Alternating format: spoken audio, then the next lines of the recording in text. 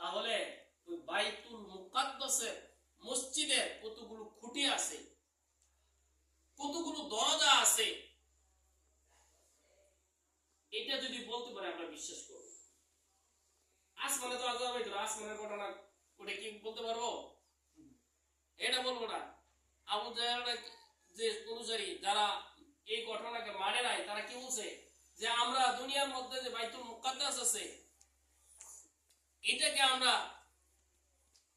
উপলব্ধি করি, আমাদের একটি টিম, একটি দল সেখানে যাওয়া হোক, যায়া ওই বাইতুল মুকাদ্দাস মসজিদে দেখা হোক যে তার কতগুলো দরজা আছে, কতগুলো জানালা আছে, কতগুলো পিলার আছে, কি কি আছে, এগুলো আমরা নবীকে দেবো। দুইটা থেকে বলতে পারবো।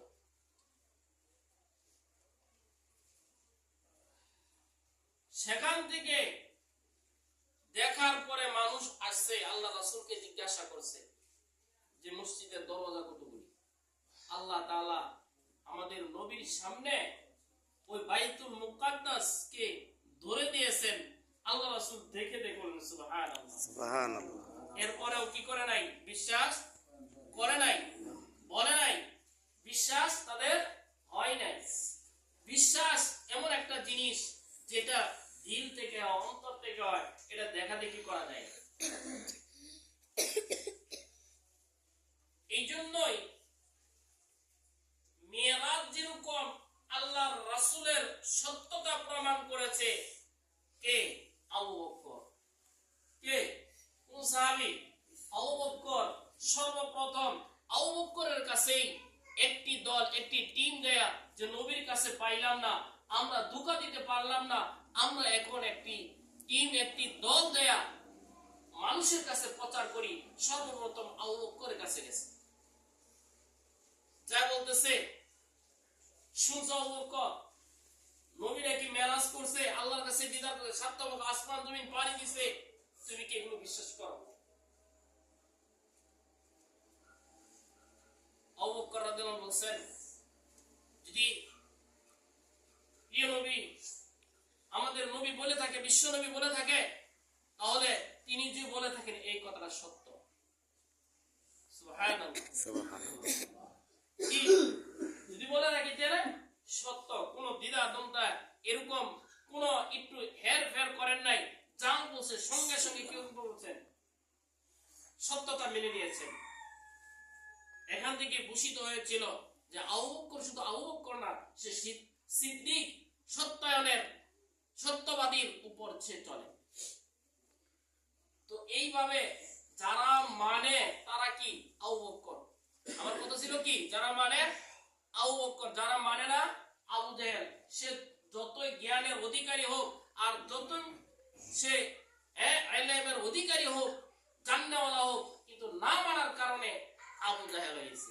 তদ্রূপ যারা মানছে এরা আবু বকরের দলে পরিণত হয়েছে।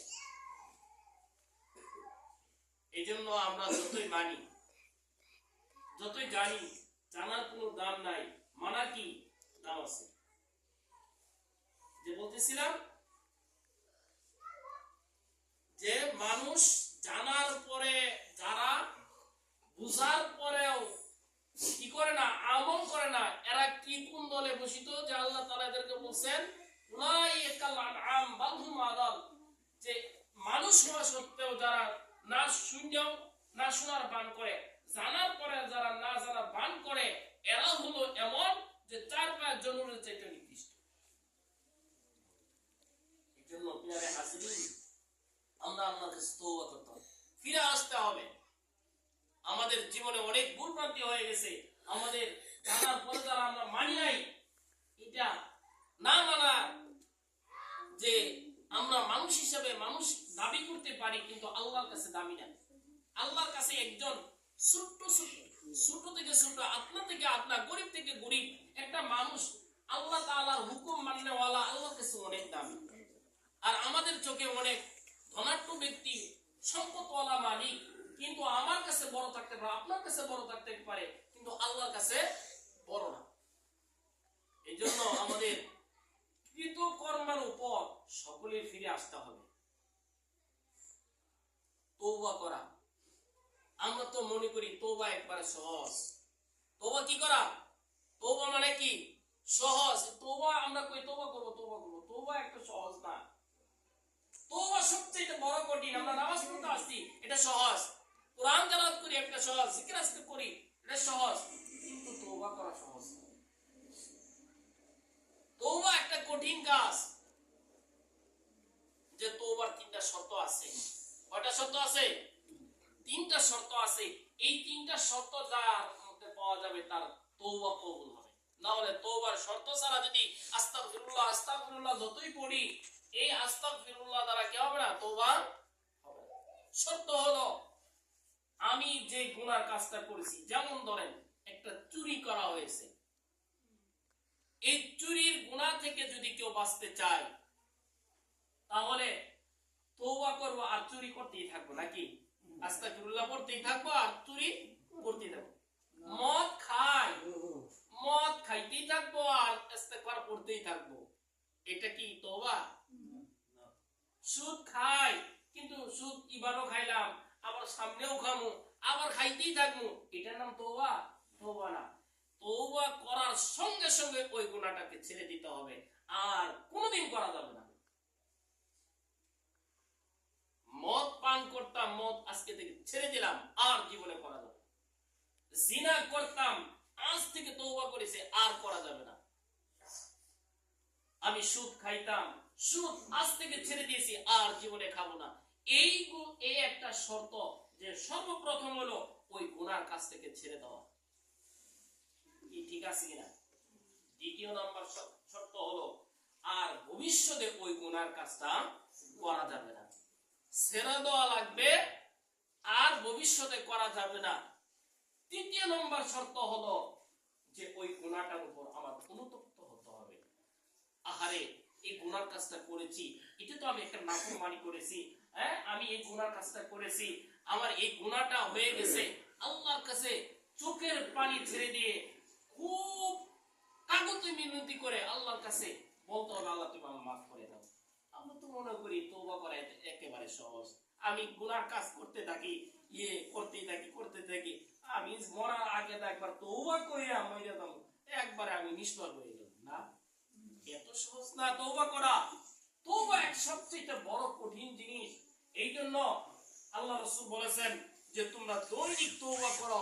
কোন একটা কাজের জন্য যদি অনিচ্ছায় হয়ে থাকে, সেটার জন্য তুমি তওবা করতে থাকো। আর আমরা গুনাহ ধারাবাহিক করতে থাকি আর তওবা করতে থাকি, এই তওবা আল্লাহর কাছে কবুল হবে না। রজব মাস, এই রজব মাস আল্লাহর কাছে খুব প্রিয় একটা মাস। এই মাসে আল্লাহ রাসূল আল্লাহর কাছে দোয়া করতেন, আল্লাহুম্মা বারিক লানা ফি রজব ওয়া শাবান ওয়া বাল্লিগনা রমাদান। আয় আল্লাহ, তুমি আমাদেরকে রজব এবং শাবান মাসে বরকত দান করো, ওয়া বাল্লিগনা রমাদান, রমজান পর্যন্ত আমাদেরকে পৌঁছে দাও। এই জন্যই দেখেন প্রত্যেকটা মসজিদে ইমাম সাহেব প্রায় নামাজ পড়ে এই রজব মাস শুরু হয়েছে আর এই দোয়াটা শুরু হয়ে গেছে। কথা ঠিক কিনা? এই জন্য আমরাও দোয়াটা শুরু করি। আর আমার এই যে কৃতকর্ম, আমি যেগুলো অন্যায় অপরাধ করে ফেলেছি, আল্লাহর কাছে ক্ষমা চাই, মাফ চাই, যেন যাতে করে আমাদের গুনাহগুলো ক্ষমা করে নিতে পারি। কি ঠিক আছে না? ইনশাআল্লাহ আমরা